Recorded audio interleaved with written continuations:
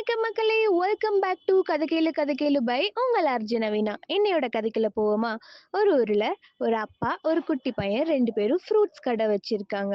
அவங்க அப்பா அந்த குட்டி பையன்கிட்ட நான் கொஞ்ச நேரம் வீட்டுக்கு போயிட்டு வரேன். அது வரைக்கும் கடைய பார்த்துக்கோன்னு சொல்லிட்டு போறாரு. அந்த சமயமா ஒரு குட்டி குரங்கு வந்து அந்த கடையில 2, 3 ஃப்ரூட்ஸ தூக்கிட்டு ஓடிருச்சு. அந்த குட்டி பையனுக்கும் அத பார்த்தோனே ஒரே கோவம். திரும்ப அந்த குரங்கு பின்னாடியே ஓடிட்டான் தொரத்தி பிடிக்கிறதுக்கோசரம்.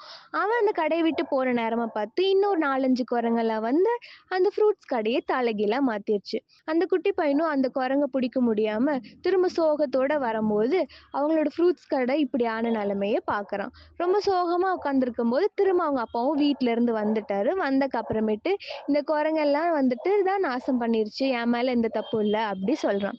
அதுக்கு அவங்க அப்பா எல்லாத்துக்குமே அந்த குரங்கு மேலேயே பழி போடாத. நம்ம கடை இப்படி இருக்கிறதுக்கு நீயும் ஒரு வகையில காரணம் தான் அப்படி சொல்றாரு. ஏதோ அந்த குரங்கு ஒரு பழத்த எடுத்துட்டு போகட்டும்னு நீ விட்டிருந்தா, நமக்கு இவ்ளோ நஷ்டமாகியிருக்காது. எப்பயுமே ஒரு விஷயத்த நல்லா புரிஞ்சுக்கோ.